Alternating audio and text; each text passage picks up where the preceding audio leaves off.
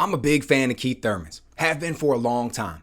I remember when one time was coming up through the welterweight ranks, man, he was terrorizing the division. Like, I won't exactly call him the boogeyman, but he wasn't exactly the guy that people were lining up to fight either. He wasn't the guy out there that everybody was winning their fights and then calling out. You didn't hear Keith Thurman's name in everybody's mouth, right? That just wasn't the way it was. And then when you look at, especially after the wins over Sean Porter and Danny Garcia, like, those were huge, man. Those were big wins. I mean, when we were talking about Keith Thurman, we were talking about him as a top 3 guy. We were talking about him. We wanted to see him fight Errol Spence. We wanted to see him fight Terrence Crawford. That was the dynamic at the time period, right? That's how good Keith Thurman was. That's how influential he was. That was the noise and the buzz that he was making. That isn't what we get now. That isn't what we hear now, right? It's a combination of the injuries leading to all of the layoffs, just wondering what's going to go on and what's going to go. Now we hear Clarissa Shields talking about how she can beat Keith Thurman. I mean, think about that. Imagine if you're Keith Thurman too. This man only has 1 loss on his record. 1 loss. It was a fight against Manny Pacquiao. He was talked about amongst the top dogs at 147 pounds, man. A legitimately historical division. He never had a fall off. He never went out there and just was getting smashed by guys or looked like a bum or something. And now he's got Clarissa Shields talking about skill for skill. I think I can beat the guy. Interesting. And I don't mean to knock Clarissa Shields, man. She's obviously incredibly dominant, incredibly skilled in her own right. But she's not going to go out there and beat Keith Thurman in a boxing match. Okay? It's just not going to happen. So interesting turn of events on how that's all come about. And if I'm being honest, when I look back at Keith Thurman's career, man, the fight that was supposed to change everything, the fight that was supposed to, in my opinion, the fight that was set up for him promotionally to catapult his career to the next level, because he was already big, but the one that was going to catapult him to the next level, it was that fight with Manny Pacquiao. That was the one, man. That was the one. You know, it was a fight where it was a classic old line versus young line. Manny Pacquiao was far past his prime. He was already past his prime when he fought Floyd Mayweather, right? It was one of the big things that we said about that fight is that we wanted to see each one of those men fight each other when they were at their absolute peak. Just a real, true Clash of the Titans type event. Now, eventually we got that fight, but neither man was at his prime in it. Okay, so Manny Pacquiao's fighting Keith Thurman after that, right? So you can imagine Manny Pacquiao is not the Manny Pacquiao of the historical legend. That was a fight that was set up for Keith to win. Keith Thurman was supposed to win that fight. He was supposed to look impressive when he did it, and he was supposed to put Manny Pacquiao's name on his resume, snatch up some of those fans, and continue to build. That's what happens with an old lion, young lion fight. But that isn't the storyline that we got from that fight, man. That isn't what we left that fight talking about. Instead, Keith Thurman got dropped. And we left the fight talking about how Manny Pacquiao was defying Father Time, turning back the clock. Look at what he's doing out there. He's taking these young, strong dudes, man, and he's turning them back, and he's making them go back into the ranks and blah blah blah. That was the storyline that we got afterwards. Now, that wasn't really truly the whole story, because if you actually sat down and watched that fight, Keith Thurman, although he did lose the fight, I think we got to give him a little bit of credit, because he got dropped early in that fight, and it was the way in which he came back. By the end of that fight, man, he was in his groove. Like, he was doing good. He came back and he won a lot of those later rounds after getting dropped by a legend like the Pac-Man. So, impressive performance in that regard, although it was set up for him to win and catapult his career. When you combine the loss like that with the inactivity and the injuries, and it's just tough. It's just tough, right? And we end up in a situation where we're at today. We got a guy like Keith Thurman, who's this big name fight. They're giving him the A-side billing in the sense of that it's Thurman Tszyu.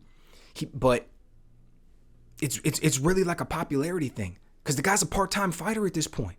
You know, as much as I hate to say it, because I don't mean to, again, I'm a fan of him, and I don't mean to say it disrespectfully, and I don't mean to knock him. But when he steps in the ring for this fight on March 30th, you're going to be talking about 5 fights in 7 years. That's a part-time fighter if I ever seen one. If we're being perfectly honest with each other, that's just the way it is. Now, let me ask you something. Do you think that we're going to see the best Keith Thurman ever at 35 years old, coming off of a long layoff and in the midst of this part-time endeavor, 5 fights in 7 years, stepping in against a guy who's naturally bigger, stronger, longer, younger? Tim Tszyu's only 29, and he is trending, man. This dude is peaking. Go back and look at his fights from 2023. He's going out there and he's putting it on people. Think Keith Thurman's going to look his best? Think Keith Thurman's going to come out there and He's going to turn back the clock. This is going to be his Manny Pacquiao story, so to speak. Like Manny did him. He's going to go out there and he's going to do that to Tszyu. That's some uphill sledding. That's going to be a heavy lift, right? That is going to be a tall order for Keith Thurman. As much as I like this dude, man, and he is a solid fighter. He's good, right? If we're looking at him, we're being honest. Athletic, explosive. They call him one time because of the power he's got. He only needs to reach out there and touch you one time to change the course of the fight. Look at the way he shoots that right hand. Like, Keith Thurman does a lot of good things. He can play the role of a sniper, and he can kind of lay back and use his timing and his athleticism and everything else to play the counterpuncher. Make you miss one shot, all of a sudden he won't even like take a little half step, like you would say necessarily the way Terrence Crawford counters a lot of guys, right? He'll step back and then hit him with that shot. Won't even take a step back. He'll pop into positions because he's athletic, right? He'll come back and he'll pop into positions, explode with the right hand, explode with the left hook. He can come forward and be aggressive. Actually, I think that's when he's best, is when he's on his front foot and he's coming forward and he's dictating the action. He understands how to work angles. He's not just a strong fighter. He's an intelligent fighter. He knows how to set shots up in there. He figures out what guys are doing and then counters that.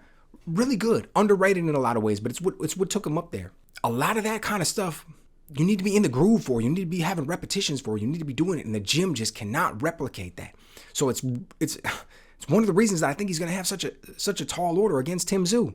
Tim is a full-time fighter at this point, man. This dude is 100% committed. I mean, we're talking about him getting fights with Jermell Charlo for undisputed at 154, right? That was before Charlo was moving up. He moved up and fought Canelo and everything. Now there's speculation on whether or not we're ever going to see him at 154 pounds again. But those were the fight that we were talking about. We were talking about Tszyu and Jermell Charlo to determine who was the absolute man at 154 pounds. Then all of a sudden Crawford goes out there and blows out Errol Spence. Now all of a sudden we're talking about, are we going to see Terrence Crawford move up and challenge Tszyu at 154 pounds? So Tszyu's name is thrown around in that type of a conversation again. And then all of a sudden, out of nowhere, out of left field, all of a sudden we hear March 30th, PBC's back, Amazon Prime, we're going to see Keith Thurman and Tszyu headline the event. Now, I'm not saying I'm upset by it, by any stretch of the imagination. Really like both guys, really enjoy seeing both men come out there and apply their craft and fight. So in that sense, it's going to be great. Just not exactly the fight that I was expecting. And I can't help but wonder why we're getting this fight for Keith Thurman, man. Is this a cash out fight? And I don't mean it in the sense of like Tszyu is some cash cow and he's some huge payday. But are Keith Thurman's people really looking at this fight and thinking that this is a winnable fight for him? And I'm not saying that it's not. I'm not sitting here and suggesting that this dude has a 0% chance of winning this fight. Not by any stretch of the imagination. Keith Thurman is highly talented, very good fighter. He's 35. But if we're going to talk about how he's been out of the ring and he's a part-time fighter, the flip side of that is we also have to say he's well preserved. He's not a 35-year-old who's just been getting beat up consistently, fighting 3 times a year and staying in the gym and everything since he was 18. If he's a guy who hasn't been fighting, then he's a guy who hasn't been fighting. But Tszyu, think about that jab he's got. Think about that pressure he applies. Think about that right hand and how he's going to come in there and start to use that like a battering ram. The way he cuts off the ring and starts to walk guys down. I'll be the first to admit, I wasn't 100% sold on Tszyu. I feel that way. I'm a huge proponent of level of competition. Who you fight makes a big difference. The example I always use is, what if I told you my record was 1,000-0, man? I had 1,000 fights and I was still undefeated. And oh, by the way, all of those fights were knockouts. You'd have to look at me and you'd have to start talking about how is this man not universally considered the greatest of all time? And then you'd look at my resume and you'd realize I was doing nothing but beating up 5th graders. Of course I'm 1,000-0 with 1,000 knockouts. But to even suggest that anything like that is a legitimate record is despicable. So level of competition, who you're fighting is huge. And Tszyu, I doubted it at first. This dude got a lot of buzz before we actually start to see him fight the biggest guys. That's what happens a lot of times when you don't see guys make their bones over here in the States. This is where typically you see the biggest fights, the best competition. Everything else is where everybody who's not in the States wants to come to because it's the biggest market. So when I saw him fight Tony Harrison, it was one of the fights that I was really interested in because Tony Harrison isn't one of those guys that is going to go down in the Hall of Fame. He's not one of these dudes that's some all-time great or something like that. But when you watch him fight, you realize very quickly that he knows how to fight. really educated lead hand, really educated footwork, understands the angles and the timing and the distance. We saw the performance that he put on against Charlo. It's like you look at a guy like Harrison and you're like, okay, I really want to see how Tim Tszyu is going to do against this guy, because that's going to be a big indicator of what he brings to the table. It's going to be a big indicator of the things that he's able to do. So when he was able to go out there and he was able to get an impressive win, like, dude, that says a lot, right? That says a lot. That shows where he's at as a fighter now. It shows how he's progressing, the things that he's been working on, the things that his team is making him focus on. That was a good win. So when I think about him lining up here against Thurman, man, yes, I would give Thurman, I would say he's more athletic. And yes, he looked good in his last fight against Barrios, and Mario Barrios is also a very skilled fighter.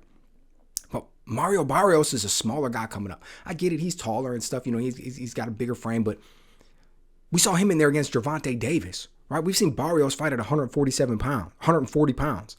And then he's moving up, fighting a guy like Keith Thurman. Now we're talking about Keith Thurman moving up. Now, usually one of the conversations that we have with the younger guy, with the smaller guy fighting the bigger guy, is that the smaller guy is going to be more skilled. The bigger guy is going to be, bigger and stronger. How are these two dynamics going to play out with each other? If you're talking about a bigger guy who's bigger and stronger, but also as skilled or even more skilled, how exactly are we going to see Keith Thurman come out there and win this one? I get it. He's got faster hands. I would say that he's more athletic. I would say that he has more fast twitch muscle fibers. I love the way that he's able to move around on the outside. I love the way that he's able to pop in and land his shots. I love the way that he's able to set up traps to get guys to come forward and then get his counter shots off. I love the way that he understands angles and how to try to draw guys in. All great stuff, man. I love every bit of it. But is he going to be able to draw Tim Tszyu into those traps? Because Tim Tszyu knows how to cut off the ring. He's not going to be out there following Keith Thurman around. Is Keith Thurman going to be able to move around on the outside of distance, outside of trouble, right? Outside of Tszyu's range, and then be able to pop in and land his shots and get out with Tim being the bigger guy? Thurman hasn't gone in there and fought a lot of bigger guys at 147 pounds. He's going to be in there and fighting a bigger guy now. Is he going to be able to set those traps and then land those counter shots, which requires a high degree of timing? Is he going to be able to do that being a part-time fighter? Like, these are some questions that are going to have to get answered, man. And I'm fascinated. I'm really looking forward to them being answered because, again, both of these guys are highly skilled. Both of these guys are highly entertaining. So we should get a really good fight from the both of them on March 30th. But I'd be lying if I said that if I didn't think this was going to be a big lift for Keith Thurman. I'd be lying if I didn't say that this was going to be, swimming against the current, some uphill sledding, so to speak. It's going to be a tough one because Tim Tszyu, man, he goes out there and he continues to roll. He continues to build momentum. He continues to show that people could say whatever they want, but this man needs to be in the conversation amongst the top guys at 154 pounds. So I haven't sat down and actually broke down all the film yet. Haven't sat down and thought about all the specifics and the ins and outs and the kind of game plan that I think each man is going to take and what they're actually going to show up with on fight night and how those are going to play out. But off the top of my head, looking at this one, don't even know what the line is. But Tim Tszyu's got to be the favorite going into this one, man. And he's got to be a significant favorite. This can't be like, a minus 150 for Tim Tszyu, plus 120 for Keith Thurman. He's gonna have to be a bigger line than that. Now, don't get me crazy. He's not gonna be like minus 1,000 or something out of bounds like that either, because Keith Thurman is legit. But it'll be interesting to see what they set the line at. It'll be interesting to see if that line moves and what kind of positions people take. It'll be interesting to see as this fight gets a little bit closer, we start to see a little bit more training footage from guys. We start to see the way guys are talking. We start to see in the face-off how they match up size-wise and how things go. It's all going to be really good stuff, giving us some indications of how this one may play out. So let me know what you guys think. Do you think I'm placing too heavy of an emphasis on the ring rust for Keith Thurman and the fact that he's only a part-time fighter these days? Do you think he's going to be able to show some wrinkles that Tim Tszyu hasn't seen, that nobody else has been able to bring to the table, and it's going to potentially expose some flaws that Tszyu's got? Let me know what you guys think.